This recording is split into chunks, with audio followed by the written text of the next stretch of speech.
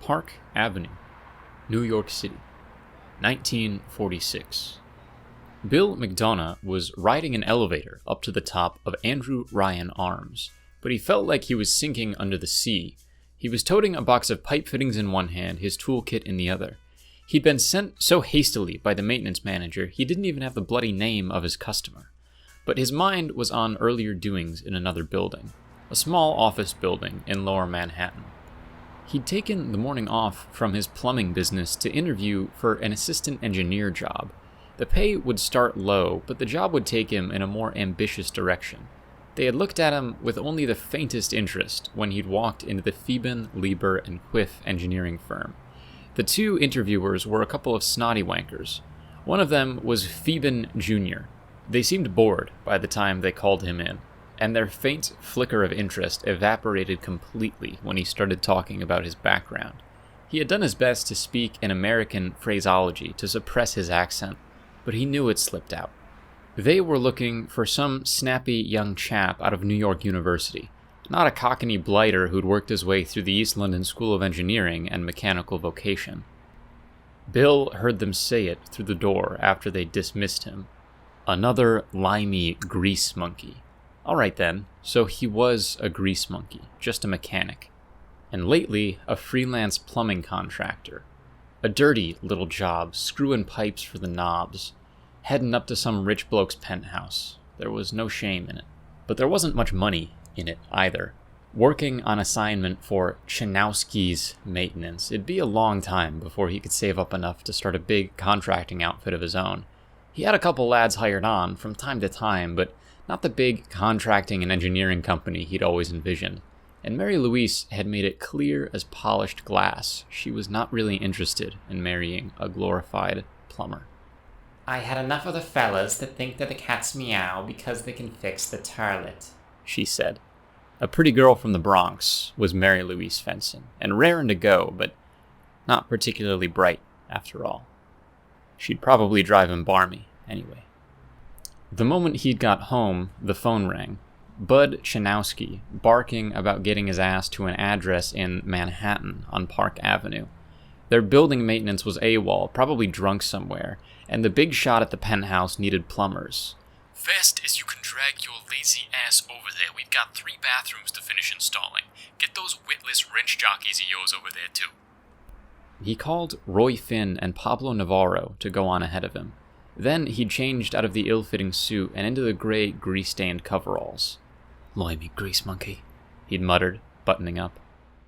And there he was, wishing he'd taken the time for a cigarette before coming. He couldn't smoke in a posh flat like this without permission. He stepped glumly out of the elevator into an antechamber to the penthouse, his toolbox clanking at his side. The little wood-paneled room was scarcely bigger than the elevator was. An artfully paneled mahogany door with a brass knob embossed with an eagle was its only feature, besides a small metal grid next to the door. He tried the knob, locked. He shrugged and knocked on the door. Waiting, he started to feel a little claustrophobic. "Hello?" he called. "Plumbing, contracted, from Chanowski's. Hello?" "Don't drop your H's, you bastard," he told himself. Hello. A crackling sound and a low, forceful voice emanated from the grid. That the other plumber, is it? "Oh." He bent and spoke briskly into the grid. "It is, sir." No need to shout into the intercom. The door clicked within itself, and to Bill's amazement, it didn't swing inward, but slid into the wall up to the knob. He saw there was a metal runner in the floor at the edge of the door, and a band of steel. It was wood on the outside and steel on the inside, like this man was worried someone might try to fire a bullet through it. No one was visible on the other side of the open doorway. He saw another hallway carpeted with some rather fine old paintings, one of which might be by a Dutch master if he remembered anything from his trips to the British Museum. A Tiffany lamp stood on an inlaid table, glowing like a gem. "This toff's got plenty of the ready," Bill thought. He walked down the hall into a large plush sitting room, luxurious sofas, a big unlit fireplace, more choice paintings and fine lamps. A grand piano, its wood polished, almost mirror-like, stood in a corner. On an intricately carved table was an enormous display of fresh flowers in an antique Chinese jade vase. He'd never seen flowers like them before, and the decorations on the tables. He was staring at a lamp that appeared to be a gold sculpture of a satyr chasing an undressed young woman, when a voice spoke sharply to his right. "The other two are already at work in the back. The main bathroom's through here." Bill turned and saw a gent in the archway to the next room, already turning away from him. The man wore a gray suit, his dark hair oiled back. Must be the butler. Bill could hear the other two lads faintly in the back of the place, arguing about fittings. Bill went through the archway as the man in the suit answered a chiming gold and ivory telephone on a table in front of a big window displaying the heroic spires of Manhattan. Opposite the window was a mural, done in the sweeping, modern industrial style, of burly men building a tower that rose up and out of the sea. Overseeing the workers in the mural was a slim, dark-haired man with blueprints in his hand. Bill looked for the WC and saw a hallway with a gleaming steel and white tile bathroom at its end. "That's my destination," Bill thought bitterly. "The crapper. A fine crapper it may be. One of 3. My destiny is to keep their WCs in working order." Then he caught himself. "No self-pity now, Bill McDonough. Play the cards you're dealt the way your dad taught you." Bill started towards the door to the bathroom hall, but his attention was caught by the half-whispered urgency of the man's voice as he growled at the telephone. "Isley, you will not make excuses. If you cannot deal with these people, I will find someone who has the courage. I'll find someone brave enough to scare away this pack of hungry dogs. They will not find my campfire undefended." The voice's stridency caught Bill's attention, but something else about it stirred him too. He'd heard that distinctive voice before. Maybe in a newsreel? Bill paused at the door to the hall and had a quick look at the man pressing the phone to his ear. It was the man in the mural, the one holding the blueprint. A straight-backed man, maybe early 40s. Medium height, too thin, crisply straight strokes of his mustache matched by the dark strokes of his eyebrows. A prominent cleft chin. He even wore a suit nearly identical to the one in the painting. And that strong, intense face. It was a face Bill knew from the newspapers. He'd seen his name over the front door of this very edifice. It never occurred to him that Andrew Ryan might actually live here. The tycoon owned a significant chunk of America's coal, its second biggest railroad, and Ryan Oil. He'd always pictured a man like that whiling the days away playing golf on a country estate. "Taxes are theft, Isley." "What?" No need. I fired her. I've got a new secretary starting today. I'm elevating someone in reception. Elaine something. No, I don't want anyone from accounting. That's the whole problem. People like that are too interested in my money. They have no discretion. Sometimes I wonder if there's anyone I can trust. Well, they'll not get a penny out of me more than absolutely necessary, and if you can't see to it, I'll find a lawyer who can. Ryan slammed the phone down, and Bill hurried on to the bathroom. Bill found the toilet, in place but not quite hooked up. An ordinary, standard toilet, no gold seat on it. Looked like it needed proper pipe fittings mostly. Seemed a waste of time to send 3 men out for this, but these posh types liked everything done yesterday. He was aware, as he worked, that Ryan was pacing back and forth in the room outside the hall to the bathroom, occasionally muttering to himself. Bill was kneeling to one side of the toilet, using a spanner to tighten a pipe joint when he became aware of a looming presence. He looked up to see Andrew Ryan standing near him.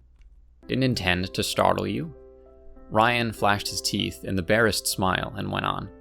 "Just curious of how you're getting along." Bill was surprised at this familiarity from a man so above him, and by the change in tone. Ryan had been blaring angrily into the phone, but minutes before, now he seemed calm, his eyes glittering with curiosity. "Getting on with it, sir. Soon have it done." "Is that a brass fitting you're putting in there? I think the other two were using tin." "Well, I'll be sure they didn't, sir," said Bill, beginning not to care what impression he made. "Don't want to be bailing out your loo once a fortnight. Tin's not reliable like. If it's the price you're worried about, I'll pick up the cost of the brass, so not to worry, sir." "And why would you do that?" "Well, Mr. Ryan, no man bails water out of privies built by Bill McDonough." Ryan looked at him with narrowed eyes. rubbing his chin. Bill shrugged and focused on the pipes, feeling strangely disconcerted. He could almost feel the heat from the intensity of Ryan's personality. He could smell his cologne, pricey and subtle. "There you are," Bill said, tightening with the wrench one last time for good luck. "Right as the mail. These pipes, anyhow." "Do you mean the job's done?" "I'll see how the lads are getting on, but I'd guess it's very nearly done, sir." He expected Ryan to wander back to his own work, but the tycoon remained, watching as Bill started the water flow, checked it for integrity, and cleaned up his tools and leftover materials. He took the receipt book from his pocket and scribbled out the cost. There had been no time for an estimate, so he had a free hand. He wished he were the sort to pad the bill, since he gave a percentage to Chanowski and Ryan was rich, but he just wasn't made that way. "Really?" Ryan said, looking at the bill, eyebrows raised. Bill just waited. Strange that Andrew Ryan, one of the richest, most powerful men in America, was personally involved in dealing with a plumber, scrutinizing a minor bill, but Ryan stood there, looking first at the bill and then at him. "This is quite reasonable," Ryan said at last. "You might have stretched your time, inflated the bill. People assume they can take advantage of wealthy men." Bill was mildly insulted. "I believe in being paid, sir, even being paid well, but only for the work I do." Again, that flicker of the smile, there and gone. The keen, searching gaze. "I can see I've struck a nerve," Ryan said. "Because you're a man like me, a man of pride and capability, who knows who he is." A long, appraising look, and then Ryan turned on his heel and strode out. Bill shrugged, gathered up the rest of his things, and returned to the mural room, expecting to see some Ryan underling awaiting him with a check. But it was Ryan, holding the check out to him. "Thank you, sir." Bill took it, tucked it into a pocket, nodded to the man. Was he mad, staring at him like that?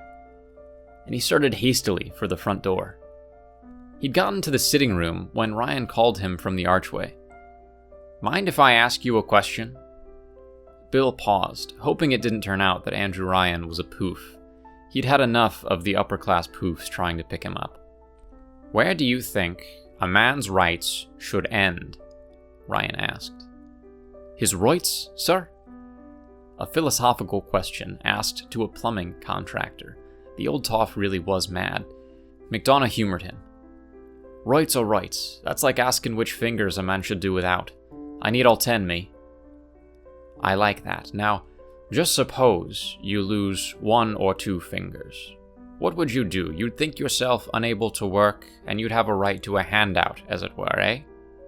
Bill hefted the toolbox as he considered. "No, I'd find something to do, with 8 fingers or 4. Make my own way. I'd like to be able to use my talents more, that's right enough, but I don't take handouts." "And what talents are those? Not that I discount a gift for plumbing, but is that what you mean?" "No, sir, not as such. I'm by way of being an engineer. In a simple way, mind. Could be I'll start my own building operation. Not so young anymore, but I still see things in my mind I'd like to build." He broke off, embarrassed at being so personal with this man, but there was something about Ryan that made you want to open up and talk. "You're British. Not one of the gentry types, certainly." "Right as rain, sir." Bill wondered if he'd get the brush off now. There was a touch of defensiveness when he added, "Grew up round Cheapside, like." "You're touchy about your origins. I know the feeling. I, too, am an immigrant. I was very young when I came here from Russia. I have learned to control my speech, reinvented myself. A man must make of his life a ladder that he never ceases to climb.